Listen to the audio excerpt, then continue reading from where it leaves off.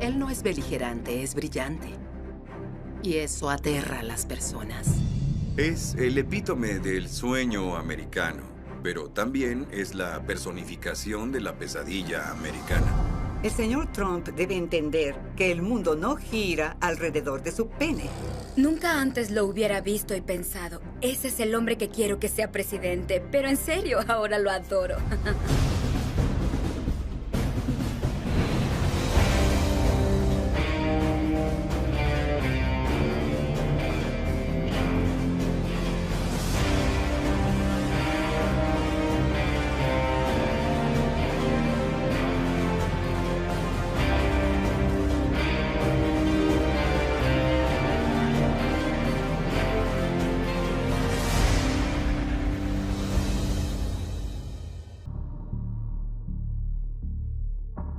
Cuando conocí a Donald Trump, estábamos en la Torre Trump y lo primero que hizo fue pasearme por la oficina y mostrarme todas las revistas y portadas enmarcadas de él, colgadas en sus paredes.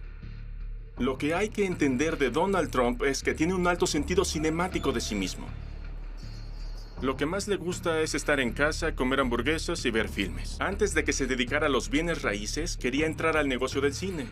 Y me dijo que pensó mudarse a Hollywood y convertirse en productor. Durante el tiempo que pasé con él, constantemente hablaba sobre filmes o actores con los que estaba fascinado. En cierto momento me dijo que Clint Eastwood es la mejor estrella de cine que ha existido. Y creo que Clint Eastwood, arrojando su poncho sobre su hombro como el hombre sin nombre, moviendo sus dedos alrededor del arma, es como Donald piensa de sí mismo. Por eso sesga los ojos. Pienso que ha practicado la mirada de Clint Eastwood 1.000.000 de veces ante el espejo y se imagina a sí mismo como esa persona ocupada en su Trump producida, Trump dirigida, Trump escrita producción. Ya saben, la vida de Trump.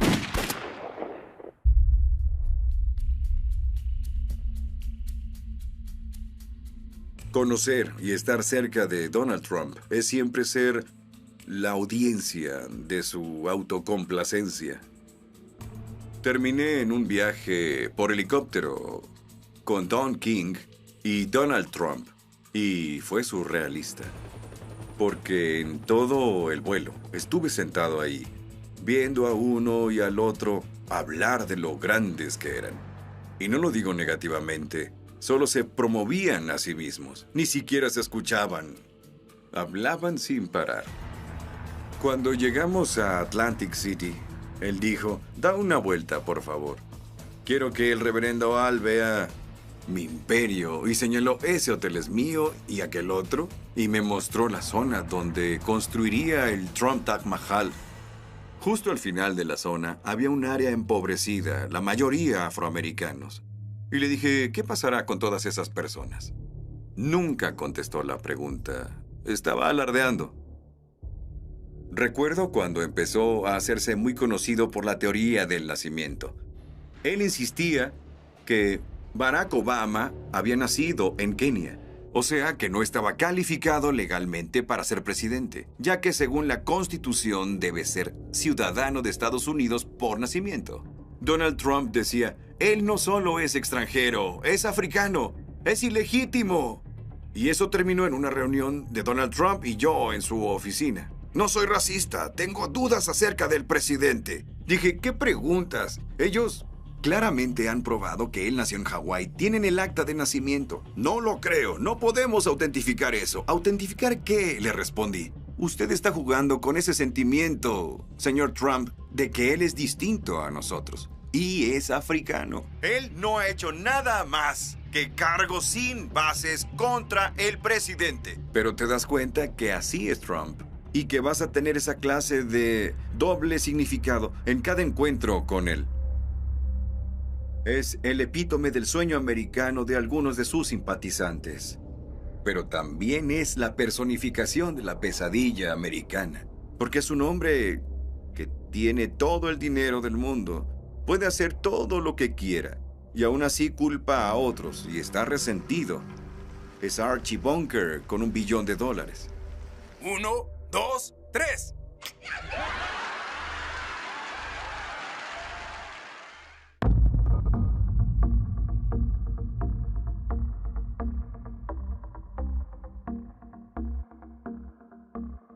Sabía de él porque en mi clase de negocios tuvimos que estudiar un libro llamado El arte de la negociación, uno de sus libros más exitosos.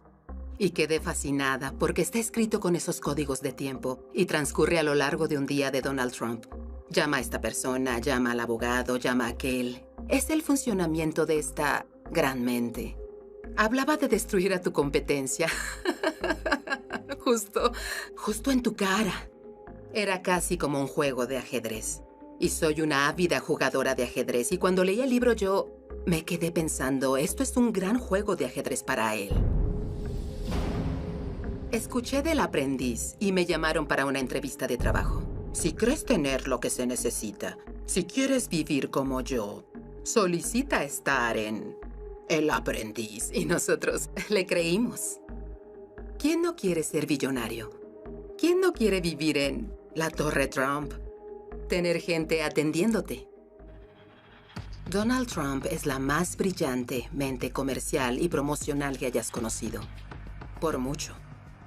Él ya tenía un nombre famoso, pero se volvió una superestrella, como una estrella de rock. El show tiene grandes comentarios. Yo los tengo también. Todos los tienen, excepto una cosa, mi cabello. Todos decían, estás despedido. Todos querían una parte de Donald. Vi gente conocerlo y enamorarse de él y hacer todo lo que él decía. Comprar todo lo que él vendía, inscribirse, formarse, alegrarse. Oficialmente me postulo para presidente de los Estados Unidos y vamos a hacer grande a nuestro país otra vez. Él entiende que mientras la gente esté entretenida, mientras estén cautivados, mientras sigan intrigados, siguen viendo, siguen sintonizando, ¡No! Conoce sus ángulos, conoce sus frases para acelerarlo un poco, disminuirlo un poco, presionar, retroceder. Conoce a su audiencia, sabe de lo que tienen apetito y él se los da. Vamos a recuperar nuestro país. Perdimos nuestro país. Vamos a recuperar. Se volvió un ícono de la cultura popular. Y creo que se hizo adicto a eso. Quería más de eso. No tenía suficiente. ¡Wow! Apaga esos teleprompters ahora. Vamos a divertirnos un poco, ¿cierto?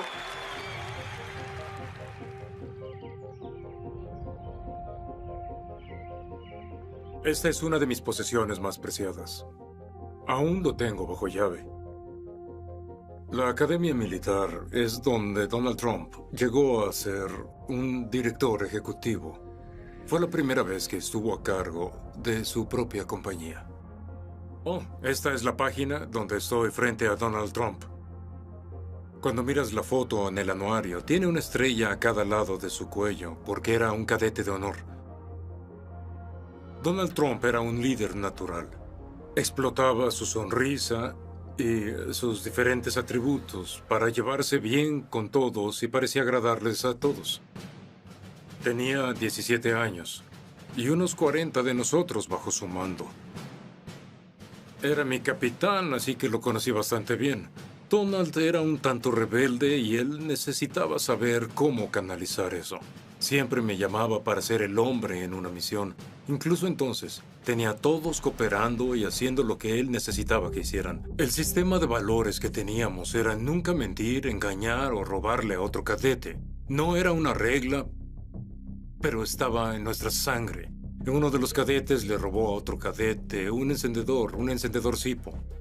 Lo llevé ante Donald Trump y luego Donald dejó bastante claro que nadie haría algo, nadie dañaría a ese chico y todos obedecimos. Donald lo llevó a la oficina administrativa y él fue expulsado. Vivíamos un estilo de vida muy reglamentado. Al amanecer tocaban la trompeta.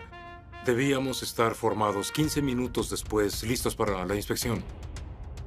No ibas a casa los fines de semana. Si tenías suerte, tus padres iban a visitarte el domingo y te llevaban a almorzar. Sus padres iban frecuentemente. Eran unidos y amorosos, en especial su madre. Donald era muy conocido y querido. Fue elegido como el Don Juan a fin de año, aunque no había chicas en la escuela. Yo oí a Donald Trump decir que algo de lo mejor que le pasó fue ir a NIMA, a la Academia Militar de Nueva York. Los valores que recibimos al estar en ese ambiente, durante ese tiempo, sé que hasta hoy siguen en la sangre de Donald Trump, igual que en la mía. El nudo de mi corbata es un nudo doble Windsor. Está impreso en nosotros, así la anudábamos a diario. Si Donald Trump usara una corbata hoy, la usaría con un nudo doble Windsor. El Donald Trump que vemos en televisión hoy es la misma persona que siempre fue. Soy muy rico, se los mostraré en un segundo.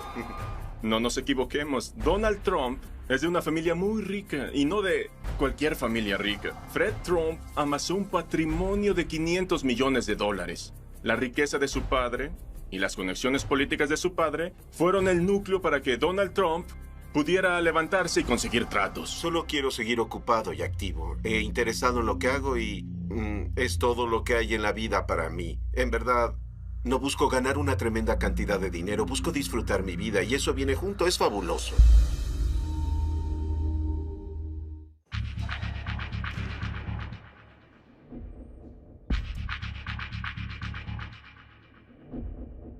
Al pasar de los años he tenido varias reuniones con Donald Trump y puedes percibir en las conversaciones con él que se ve a sí mismo como un extraño. Al principio dije, son solo palabras, pero en verdad cree eso. Sentía que no era parte de lo que solían llamar la sangre azul que dirigía Nueva York. Y él quería infiltrarlos, pero ni su dinero, ni el glamour, ni el reconocimiento de su nombre nunca lo hicieron sentir que era parte del negocio de las bienes raíces. Sentía que él era el mejor y no solo parecía querer entrar a la fuerza, sino que quería mofarse de ellos y rehacer la silueta urbana, como Trump.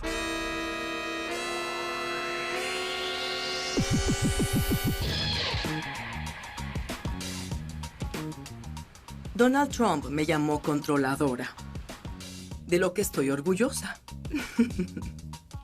Soy neoyorquina por completo, nacida y criada. El fin de los 60 hasta los 70 fue una época muy incierta, los peores años de Nueva York. El temor era ser robado. Si usabas sortija de compromiso, la volteabas o usabas guantes. Estaba el hijo de Sam, Bronx en llamas, asesinatos, disturbios y violaciones. Donald Trump fue uno de los que muy temprano se aprovecharon de Nueva York al estar en declive, en cierta forma positivamente. Cuando Nueva York estaba casi quebrado y otros constructores huyeron, Trump corrió el riesgo con el antiguo Hotel Commodore. Él entendió que Nueva York estaba en problemas o apenas empezaba a repuntar, y él saltó y tomó ventaja e hizo lo suyo. Luego vino a West Side y enfrentó su Waterloo. El vistoso proyecto de Trump aún está en la pizarra. Él y el arquitecto Helmut Jahn quieren construir un gigantesco complejo de oficinas, apartamentos y tiendas en un sitio de 13 calles a lo largo del río Hudson. Eso habría creado un muro de 20 metros a lo largo de West Side, bajo el cual habría un estacionamiento para 9,000 autos, un centro comercial de 185,000 metros cuadrados, sobre el cual habría un edificio de 150 pisos, el más alto del mundo, flanqueado por otros 6 edificios más altos del mundo. Habría diezmado por completo todo en kilómetros a la redonda, no solo West Side. Trump era una figura formidable en esa época. Se le preguntaba acerca de los ajustes en las regulaciones ambientales y la ciudad intentaba hacerlo. El esfuerzo para pelear con Trump empezó en mi mesa de comedor, de la forma que las peleas locales suelen empezar. Tendríamos eventos, haríamos peticiones, teníamos a Tony Randall, a Paul Newman, Bill Moyers, Lauren Bacall.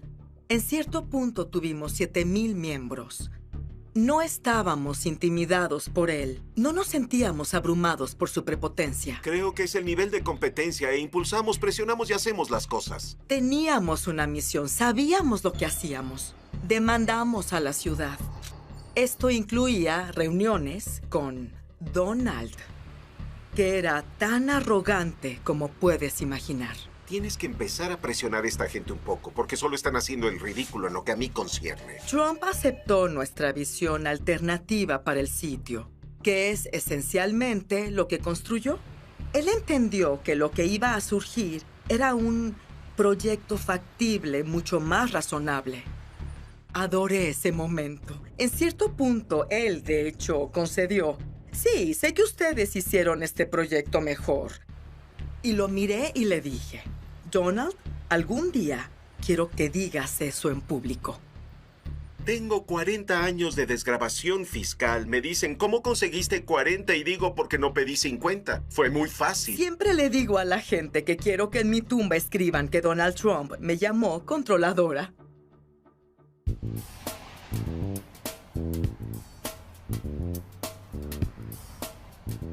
A los 21 fui aceptado en la Escuela de Medicina Cornell.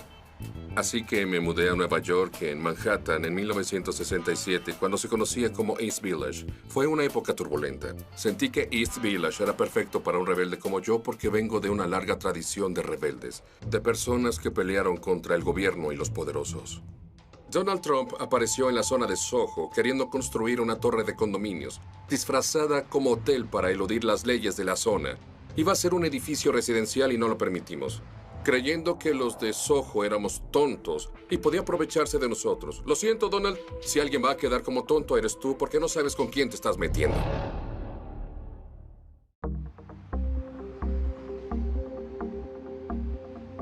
No le dices a los residentes cómo será. Nosotros te decimos lo que nos hará felices. Tú no nos dices lo que necesitamos. De inmediato demandamos al edificio de apartamentos. Sabíamos que iban a ser viviendas residenciales, no un hotel. ¿Quién pagaría $20,000 por metro cuadrado para ganarse una demanda? Nadie. Y él fracasó. Y luego de un tiempo no vendió una sola unidad. De hecho, tuvo que rematarlo y fue subastado. Así que conseguimos lo que queríamos. Queríamos un hotel ahí.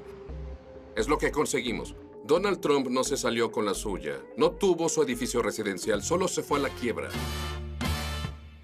Trump, solo haz lo correcto, obedece la ley. No eres mejor que los demás.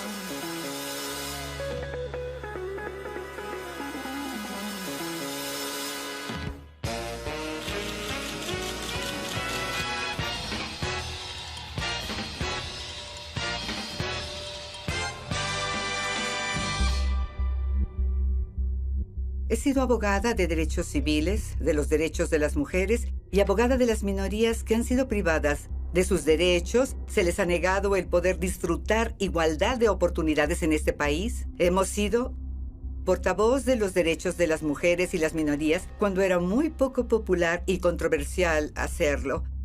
Y aún lo es en muchas formas. Jenna Talakova solicitó entrar al concurso Miss Universo Miss Canadá. Después de que fue aceptada el concurso, decidió que iban a excluir a Jenna de la competencia debido a que existía una regla en que la concursante requería ser una mujer de nacimiento. ¿Te identificas como transexual o como mujer? Para mí, soy mujer. Siempre lo he sido. Los derechos de Jenna fueron violados. Decidimos que haríamos una conferencia de prensa para reclamarle a Donald Trump, que era el dueño del concurso, para asegurar que esta obvia discriminación no continuaría. ¿Ya conociste a Donald Trump? Aún no. Jenna tenía pasaporte canadiense, permiso para conducir y acta de nacimiento que indicaban que era mujer. Y eso debería ser más que suficiente para el señor Trump.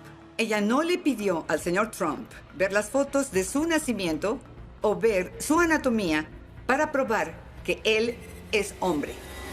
Después de que le indicamos que no nos interesaban las fotos de su anatomía, el señor Trump llamó a TMZ e indicó que yo quedaría muy impresionada con su pene.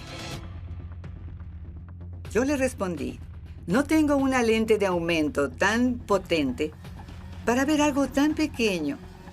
El señor Trump debe entender que el mundo no gira alrededor de su pene, ni del pene de alguien más. Si alguna vez fue así, ya no. No creo que ella sea buen abogado. Creo que es mediocre. Eso fue muy interesante porque claro que iba a insultarme. y a atacarme personalmente. No me molesté por eso, porque el mensaje que me enviaba era: gané mi argumento y tengo razón. Al final, él aceptó. Creo que el señor Trump reconoció que el fondo de todo eso era un asunto de derechos civiles. Pero al mismo tiempo, había una cortina de humo creada por el señor Trump. Gloria se involucró 2 días después que la decisión fue tomada, así que es obvio que está en esto por publicidad. De saber que se involucraría, no habría tomado esa decisión porque es fácil ganarle. Esto es lo irónico. Tal vez 1 año o 2 después, yo estaba en el canal de noticias Fox. De pronto, el señor Trump entró al estudio donde estábamos sentados y pensé: ay, no me es posible advertirle a mi cliente. ¿Qué dirá él? ¿Qué es lo que hará? Y llegó, se lo presenté a mi cliente y él dijo: tienes a la mejor abogada que pudieras tener. Ella no descansará hasta que consigas justicia, así que no se te ocurra despedirla, porque nunca tendrás a alguien mejor. Y sonrió, me estrechó la mano y luego se fue. Por otra parte, lo que él decía cuando estaba a cuadro era muy diferente.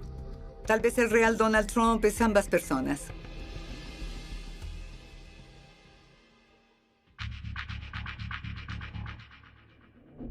Donald Trump quería estar en la NFL, poseyendo un muy valioso bien inmueble de Manhattan. Donald pensó: la NFL tal vez puede manejar un tercer equipo en Nueva York, en especial si juegan en Manhattan. Donald no fue invitado a entrar en la NFL. Los dueños se opusieron a sus esfuerzos por entrar a ese muy exclusivo club. Habría un ambicioso en la Liga de Fútbol de los Estados Unidos empezando en 1983. Y de pronto él tenía un nuevo juguete, un equipo profesional de fútbol. Hicimos una gran adquisición. La NFL en su época más exitosa tenía 6 equipos. En su auge, en su nivel más alto, tenía 6 equipos. Ese es el número de equipos que debemos tener. No tenías que escarbar muy profundo para ver que había otra agenda. Y era su propia agenda. La exigencia de la USFL fue: jugaremos en la primavera cuando seamos el único juego en la ciudad, cuando no haya otros partidos. Él se apresura y de inmediato dice: si Dios quisiera que se jugara fútbol en primavera, ¿no habría inventado el béisbol? Siempre he pensado que la primavera es un desperdicio. Entré a esta liga bajo la base y la certeza de que creo que la liga debería hacerse en otoño, y así será. En los 80 solo había 3 televisoras. Todas tenían relación con la NFL.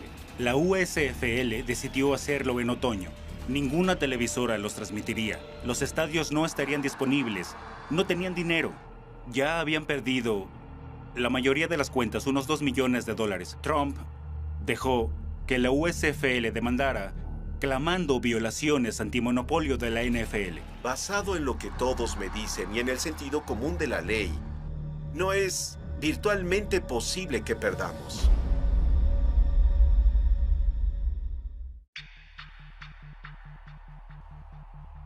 Por supuesto, la USFL ganó la batalla y perdió la guerra.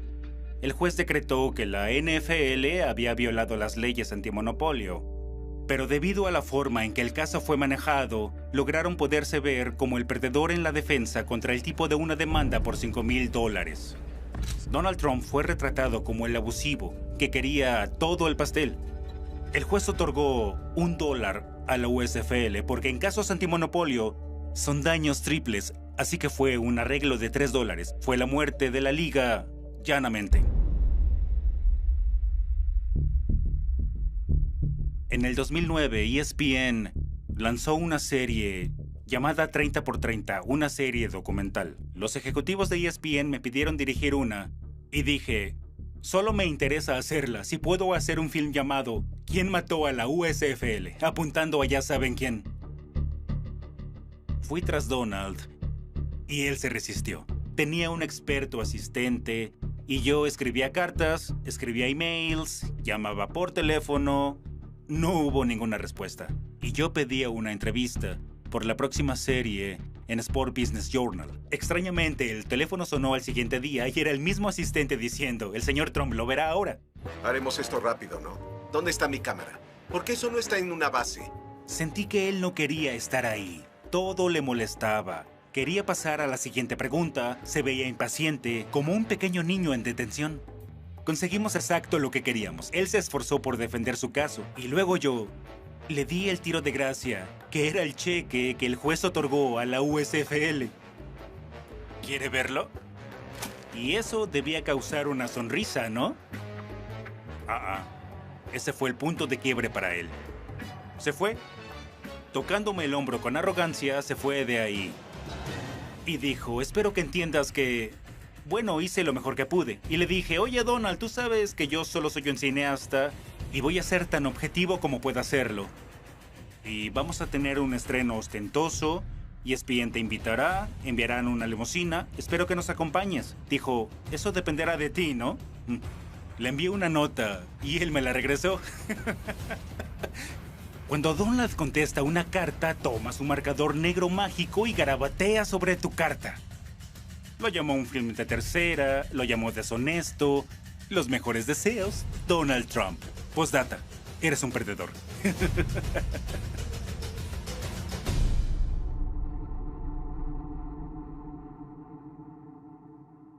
No iba a estar en el proyecto para siempre, y lo sabía porque tuve una madre que nos permitía soñar, explorar y usar nuestra imaginación. Con toda mi educación, en realidad tuve mi primer diploma de la escuela de la adversidad. Aprendí muy rápido que el mundo era rudo y debe ser más ruda para sobrevivir. Entré a la Casa Blanca luego de mi maestría. Y tuve la oportunidad de ser voluntaria en la DNC y estar con una abogada de derechos civiles, quien me protegió. Ella me ayudó a entrar a la Casa Blanca y trabajar con el vicepresidente Al Gore. Y luego dejé la oficina de Gore y fui a trabajar para Bill Clinton. Esa fue tal vez la más turbulenta Casa Blanca en la historia reciente. Tuvimos una audiencia de acusación, por Dios santo. Y decir que estaba harta de los políticos es más que entendible. Escuché de El Aprendiz por mis colegas en la DNC. Ellos también eran personas muy ambiciosas y hablaban de este nuevo show que Donald Trump hacía con Mark Burnett. No les dije nada, pero pensé, voy a entrar. Donald Trump quería a alguien que peleara por ser el director de su compañía. Gente parecida a él. Decir las cosas a la cara, agresiva. Sabía que mi presentación marcaría la pauta de mi relación con Donald Trump. Y tenía que distinguirme de entre las otras personas. Donald Trump no me intimidaba, el proceso me intimidaba. No había reglas claras, era lo que Donald Trump decía. Lo que él sintiera en ese momento es quien se iba a casa, fuera justo o no. Era el show de Donald Trump. Y eso me intimidaba. Sabía que siempre que entraba a la sala de juntas estaba en problemas. Porque entre más me ponía a prueba, más exitosa me volvía. Entre más agresiva era, más discutía, más peleaba. Yo era más insultante. Entre más grande era mi marca, entre más grande el nombre, más gente quería verme en televisión. Al final oí esas palabras fatales. Estás despedida. El gesto. Mi ambición siempre fue más grande que solo El Aprendiz. Estaba jugando el juego dentro del juego. No solo quería que los fans de La Aprendiz supieran mi nombre, quería que el mundo supiera mi nombre. Y la gente me preguntaba de Donald si realmente era así, cuando Donald está jugando el juego dentro del juego también. Y está ganando. Cuando no va ganando, cambia el juego y no puede seguirlo. No es beligerante, es brillante. Y eso aterra a las personas. Donald J. Trump exige un total y completo bloqueo de musulmanes que entran a Estados Unidos hasta que nuestros representantes del país puedan averiguar qué es lo que sucede. La gente está harta. Harta de que los políticos les digan una cosa y hagan otra. Pero confían en lo que él dice. ¡Usted es mi ejemplo a seguir! ¡Usted es mi ejemplo! La gente que apoya a Donald sabe que lo que él dice es lo que hará. Porque lo que ha dicho en el pasado siempre se ha hecho. Recuperaremos nuestros empleos, seguro los recuperaremos. Vamos a recuperarlos. Trump es la estrella de reality que esperábamos. Hay muchas cosas que veo y que mucha gente ve cuando observamos a Donald Trump, pero desde que se postuló para presidente, lo veo de una forma por completo diferente. No imaginaba que Trump tendría una posibilidad de ser un candidato serio hasta que dio el discurso de los mexicanos violadores. Cuando México nos envía personas, no envían lo mejor. No te envían a ti, no te envían a ti.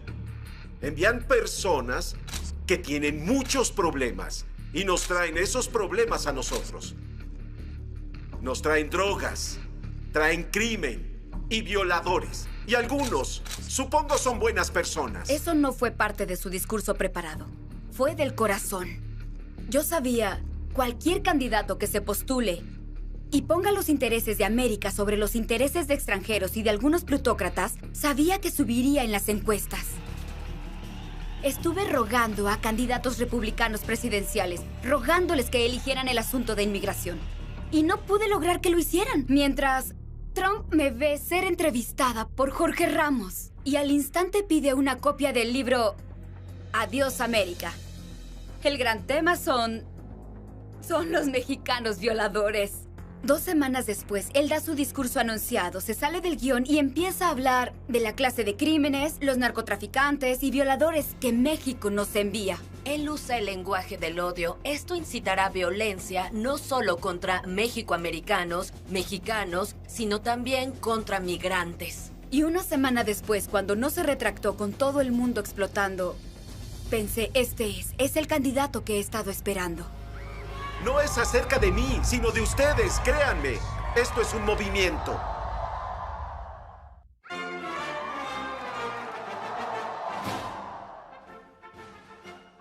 He pasado mucho tiempo con Donald Trump. Tal vez la época más intensa fue entre el 2003 y el 2005, cuando estaba en el New York Times y cuando escribí el libro. Trump Nation es un lugar donde la autopromoción te hace ascender, a expensas a menudo, de logros concretos. Y tener tu nombre en todo, desde vodka y colchones a ropa interior y rascacielos, significa que eres exitoso. Cuando se trata de fabulosos filetes, yo tengo los mejores. En verdad lo hizo un interesante momento. Escribir sobre alguien cuyas acciones comerciales eran un enredo y un desastre, pero que era una persona pública por el aprendiz, como el dios del panorama de los negocios americanos. Pasamos mucho tiempo cruzando el país en varios de sus jets. Adora las patatas fritas. Tenía un saco de patatas fritas junto a él. Recorrimos Palm Beach en su Ferrari rojo. Creo que no sabe conducir muy bien. No dejaba de hacer rechinar los engranes cada vez que había una señal de alto o de continuar. Tenía muchos problemas para cambiar de velocidad. Adoraba la idea de que yo hiciera un libro y creo que nos visualizó a ambos haciendo el libro juntos. Me sorprendió que quisiera cooperar, pero luego me dijo que si era un libro negativo iría tras de mí personalmente. Y diría que yo era un idiota, una escoria y toda su letanía de insultos banales que sabemos que usa. Dan Rather es un perdedor. Rosie es desde luego una perdedora. Es obvio que adora a Adolf Hitler de alguna forma. Justo luego de que el libro salió, me preguntó si podría enviarle la portada con él. Poco después de recibirla, me llamó y dijo, me encanta.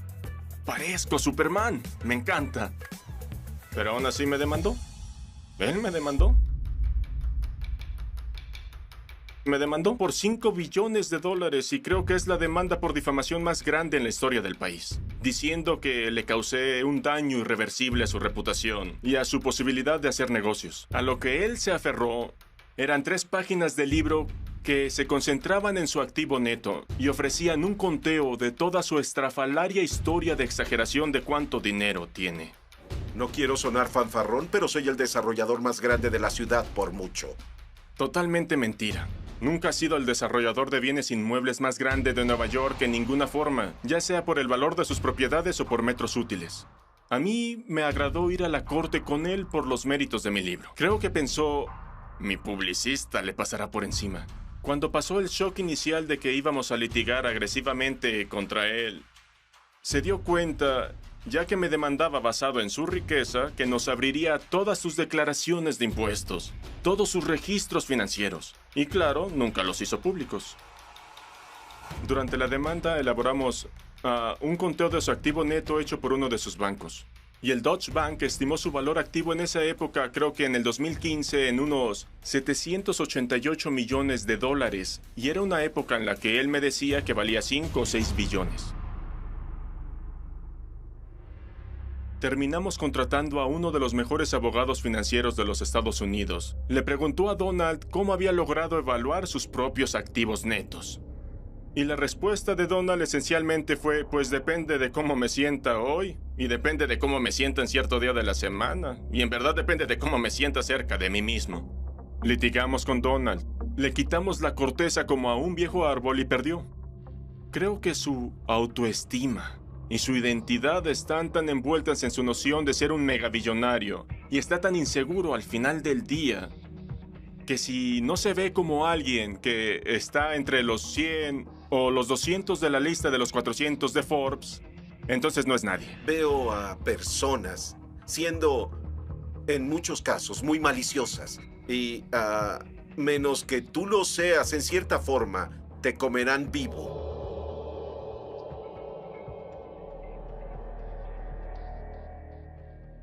Se supone que los políticos hacen muchas promesas que no pretenden cumplir. No se supone que nos digan lo que en verdad traman. Nunca he visto a nadie como Donald Trump. Nadie más que un excéntrico billonario que en verdad ama a América podría hacer lo que él hace, porque los donantes estarían sobre su espalda diciendo, oh, no, ese no es nuestro mensaje. Eso muestra mucho carácter. Está dispuesto a perder dinero, a perder a sus amigos, en su vecindario. Él no adopta la posición popular. Me financio a mí mismo, les digo a todos los que creen que no. Son unas sanguijuelas. Nunca antes lo hubiera visto y pensado, ese es el hombre que quiero que sea presidente. Pero en serio, ahora lo adoro. USA, USA. Nunca estuve en eventos políticos donde la gente estuviera tan feliz, porque él al fin habla sobre inmigración, comercio, preocuparse por los americanos y a enfrentar con rudeza a los medios y a la rectitud política. Esos son los asuntos por los que la gente ha estado esperando a alguien que se ponga de su lado. En cada uno de sus mítines, ¿cuál es la frase con más aplausos? Voy a construir un muro. Eso los hace caer a sus pies. Siempre es la frase más aplaudida. Si se da cuenta que se ha extendido demasiado, que empieza a ser aburrido, dice algo que no agrada al público y quiere recuperarlos, empieza a hablar del muro. Será un muro real, enorme, fuerte. Nadie pasará a menos que sea legal. Nadie podrá atravesarlo. Y los medios se rehúsan a hablar de sus asuntos y voltean y dicen, ¿cuál es el atractivo que no entendemos? Pues hablen de cuáles son sus temas. Toda la candidatura de Donald Trump es el colapso del sueño americano. Y no en un sentido de cliché, ni siquiera necesariamente en el sentido monetario. Tener un empleo es importante. Tener autoestima es importante.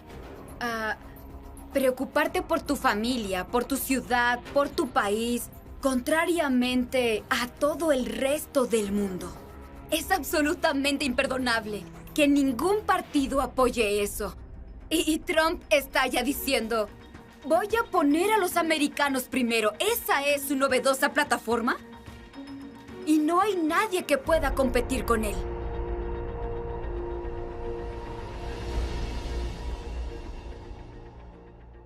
Vemos esto como una guerra. ¿No lo vemos como una guerra? Es guerra.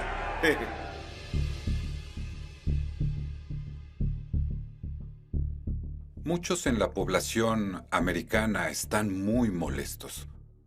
Siguen enviando gente a Washington para cambiar las cosas. Y nada cambia. Solo continúa empeorando. Y a menos que tengas un combatiente, nada va a cambiar. América se ha vuelto muy parecida a la antigua Roma. La ciudad se está derrumbando y todos quieren ir al Coliseo. Es donde estamos. Donald Trump por casualidad entiende eso. Mucha gente dice que él tiene que cambiar ahora. Tiene que ser más presidenciable. Pero la realidad es que estamos en el escenario de las luchas de la WWE ahora. Y si no puedes hablarle al público de la WWE, no irás a ninguna parte, no importa lo lógico que seas. El mundo se ríe de nosotros. No se reirán si soy presidente. En verdad, creo que la estrategia de Donald Trump cuando se postuló para presidente fue que iba a desarrollar y construir más influencia política y hacerse un jugador real. Y creo que en alguna parte a lo largo del camino, él empezó a ver a esos públicos y vio gente llegar. Y en verdad dijo, puedo ganar esta nominación. Pero muy en lo profundo, no estoy convencido de que quiera ser el presidente. Creo que si despierta teniendo que conducir el país, tendrá pensamientos aterrorizantes, porque ni siquiera dirige sus negocios así. No es un dirigente, sino un incomparable promotor. Y no tiene que dirigir las cosas y puede escapar con el juego de espejos, y lo juega mejor que nadie que hayamos conocido en toda la vida.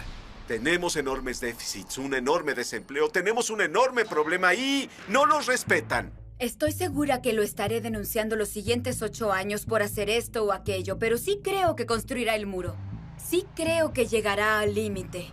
Espero que acabe con la inmigración musulmana, reduzca toda la inmigración, deporte a los indocumentados. Si le quitas las trabas a las fuerzas de la ley, nos liberamos de muchos inmigrantes ilegales. Y los americanos han estado rogando por eso desde hace mucho tiempo, pero los políticos no escuchan. Tenemos miles de personas intentando entrar. ¿Las dejamos entrar o no?